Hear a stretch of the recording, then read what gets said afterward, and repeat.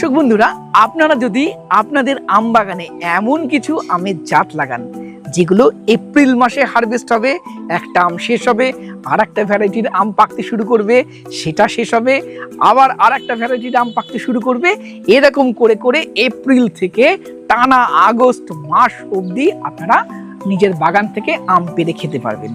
কেমন হবে বলুন তো? অত্যন্ত ভালো হবে। এই জন্যই আজকের প্রতিবেদনে আমরা এমন কিছু আমের কথা বলবো যেগুলো হারভেস্টিং টাইম এপ্রিল মাস থেকে শুরু করে পরপর আগস্ট মাস অবধি আপনি আম খেতে পারবেন। এবং অবশ্যই এই আমের জাতগুলোর খেতে অবশ্যই খুব ভালো হবে, আমাদের ইন্ডিয়ান আম হবে, যেগুলো আমাদের ভারতীয়রা ভীষণ আমরা পছন্দ করি, বাঙালিরা ভীষণ পছন্দ করি। এরকম আমের কিছু ভ্যারাইটির কথা আজকের প্রতিবেদনে আপনাদেরকে বলবো। আমি সুদীপ্ত, আপনারা দেখছেন আপনাদের প্রিয় চ্যানেল রংধনু গার্ডেন। চলুন আজকের ভিডিও শুরু করা যাক।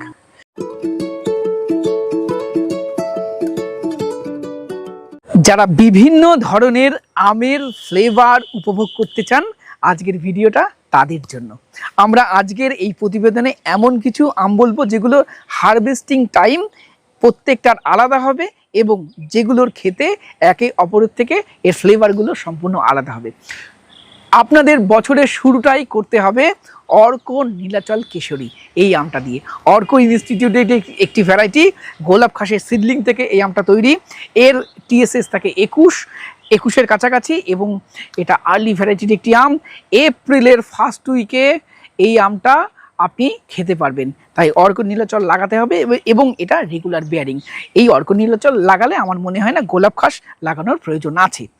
অর্ক নীলাচল কিশোরী শেষ হওয়ার সাথে সাথেই আপনাকে টেস্ট করতে হবে সারেঙ্গা। এর জন্য সারেঙ্গা চারা অবশ্যই লাগাতে হবে। সারেঙ্গা আপনি পাবেন এপ্রিলের মোটামুটি 10 থেকে 15 তারিখের মধ্যে। এই সারেঙ্গা পাকতে শুরু করে। আমটার সাইজ একটু ছোট হয় ঠিকই, 150 থেকে হাইয়েস্ট 180-190 গ্রাম, কিন্তু অসাধারণ টেস্ট, মিষ্টতা ভীষণ ভালো, 23-24-এর কাছাকাছি, অ্যারোমা গন্ধ সব মিলিয়ে একটা দারুণ আম। অবশ্যই লাগান সারেঙ্গা। সারেঙ্গা শেষ হতে না হতেই আপনাকে টেস্ট করতে হবে লালিমা, পুষা লালিমা। এটা একটা আর্লি ভ্যারাইটির একটি আম। এটা মোটামুটি এপ্রিলের শেষের দিক করে পাকতে শুরু করবে। এটারও অসাধারণ টেস্ট, দেখতেও অসাধারণ এবং খেতেও খুব ভালো।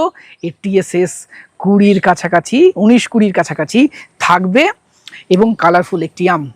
লালিমা শেষ হতে না হতেই আপনি টেস্ট করতে পারবেন চম্পা। চম্পা মুর্শিদাবাদের একটি অসাধারণ ভ্যারাইটি। এরও সাইজ মোটামুটি 200 গ্রামের কাছাকাছি হয় এবং খেতে অসাধারণ। দর্শক বন্ধুরা, চম্পার টিএসএসও থাকে 23-এর কাছাকাছি, ফ্লেভার ভীষণ সুন্দর। কালেকশানে মুর্শিদাবাদের এই চম্পা ভ্যারাইটিটা অবশ্যই রাখুন। জুন মাসের শুরুতেই বাঙালিদের সকলের পছন্দ হিমসাগর আমটা পাকতে শুরু করবে। হ্যাঁ দর্শক বন্ধুরা, হিমসাগর আমটা রেগুলার বেয়ারিং নয়, এর কিপিং কোয়ালিটিও একটু কম, কিন্তু এর এত সুন্দর স্বাদ এর মুগ্ধ করে দেবে আমাদেরকে। এবং এই আমটাও আমাদের কালেকশানে রাখতে হবে যাতে আমাদের আগামী প্রজন্ম এই সুন্দর আমটা খেতে পারে। হিমসাগর আমের সাথে সাথে আমি আর একটা মুর্শিদাবাদের আমের কথা বলবো, রানী পাসান্দ। এই হিমসাগরের টাইমেই এই রানী পাসান্দও পাকে। এটাও একটা অসাধারণ ভ্যারাইটি। এর মিষ্টতাও প্রায় 23-এর কাছাকাছি থাকে আর অ্যারোমা অসাধারণ, সুন্দর সেন্ট থাকে রানী পাসান্দ। এটাও আপনারা কালেকশানে রাখতে পারেন। এই রানী পাসান্দ আমটাও প্রতি বছর সমান ধরে না, তবে গাছে কম বেশি প্রতি বছর ধরতে থাকে। এটাও জুনের ফার্স্ট উইকেই পাকতে শুরু করে এই রানী পাসান্দ। হিমসাগর আর রানী পাসান্দ এই আমটা আপনারা জুনের ফার্স্ট উইক আর সেকেন্ড উইকে খান, আর জুনের সেকেন্ড উইকের এবং থার্ড উইকে আপনাদের পাকতে শুরু করবে অর্ক সুপ্রভাত। অর্ক ইনস্টিটিউটের তৈরি একটি আম, যেটা আম্রপলি এবং অর্ক আনমোল এই দুটো আমের কম্বিনেশনে তৈরি। এবং অর্ক সুপ্রভাতের মধ্যে অবশ্যই আলফান্সোর টেস্ট এবং আম্রপলির টেস্ট দুটোই আপনারা পাবেন, কারণ অর্ক আনমোলের মধ্যে রয়েছে জনার্দন পাসান্দ এবং আলফান্সো। তাই অর্ক সুপ্রভাতের মধ্যেও এই আলফান্সোর টেস্ট আপনারা পাবেন। এবং এই আমটা হাই ইল্ডিং আম, এর ধরন প্রচুর, একদম গুচ্ছ আকারে ধরে এবং এই আমটার সাইজ হয় 250 গ্রাম থেকে 300 গ্রামের কাছাকাছি। এর টিএসএস থাকে 22-এর কাছাকাছি। দারুণ একটি আম, অর্ক সুপ্রভাত অবশ্যই আপনাদের কালেকশনে রাখুন। এটা জুনের 2nd উইক থেকে 3rd উইক নাগাদ পাকবে। এইবার জুনের লাস্ট উইকে চলে যাই। জুনের লাস্ট উইকের জন্য তো আমাদের সেরা দুটো আম রয়েছে, একটা আম্রপালি আর একটা মল্লিকা। এই দুটো আম আমাদের সেরা আম এবং পুষা ইনস্টিটিউটের আম।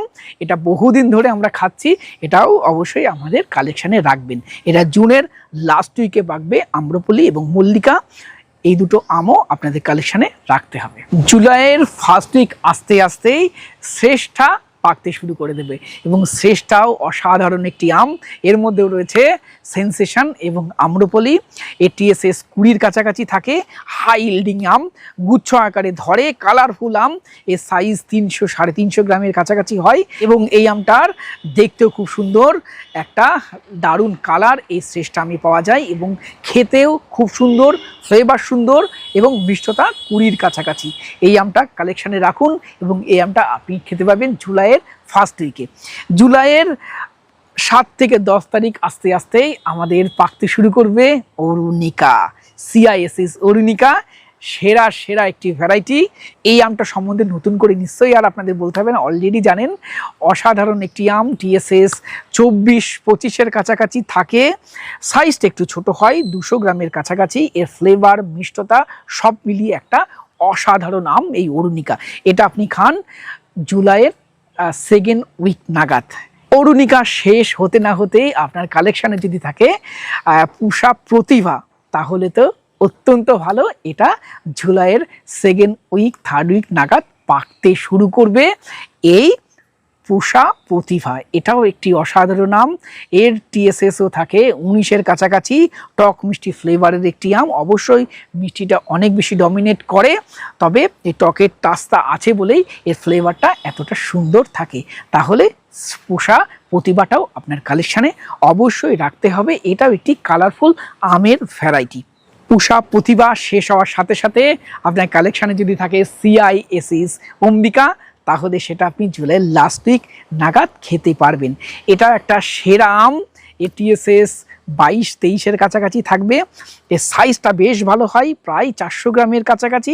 কালারটা তো অসাধারণ এবং সবথেকে ভালো লাগে অম্বিকার ফ্লেভার আর সুগন্ধ, এবং এটা হাই ইল্ডিং আম, প্রচুর পরিমাণে ধরে এই CISS অম্বিকা।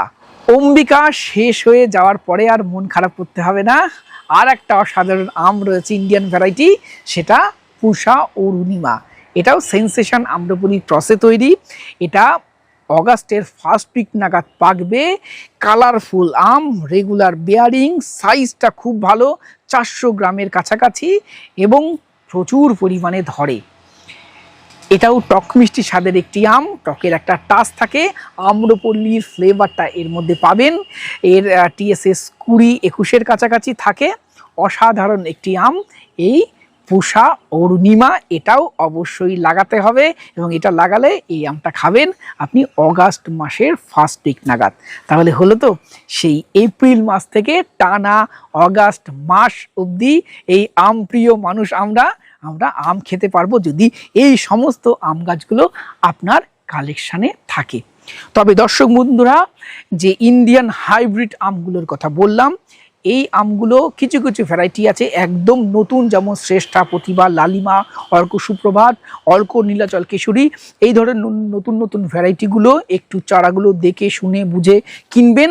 যাদের কাছে মাদার প্ল্যান্ট রয়েছে বা অথেন্টিক চারা রয়েছে, আমার নার্সারি ভিজিটের ভিডিওগুলো দেখবেন, অথেন্টিক জায়গা থেকে চারাগুলো কিনবেন। এই কারণেই কথাগুলো বলছি, নতুন নতুন ভ্যারাইটি তো অনেকে জালিয়াতি করতে পারে, তাই দেখে শুনে বুঝে চারা পারচেস করবেন। আর এই আমগুলো লাগান যা যা বললাম, তাহলে এপ্রিল মাস থেকে অগাস্ট মাস অবধি ইন্ডিয়ান আমের স্বাদ আপনি বাড়িতে উপভোগ করতে পারবেন। আজকের প্রতিবেদন কেমন লাগলো? আর নিত্য নতুন এইরকমই গার্ডেনিং বিষয়ক আরও অনেক ভিডিও দেখতে হলে এখনই আমাদের চ্যানেলটা সাবস্ক্রাইব করে রাখুন। নমস্কার দর্শক বন্ধুরা, সবাই ভালো থাকবেন, সুস্থ থাকবেন আর গাছপালাকেও ভালো রাখবেন। নতুন নতুন করে আরও অনেক বেশি গাছপালা লাগান, এটাই আবেদন রইল আমাদের চ্যানেলের পক্ষ থেকে। নমস্কার।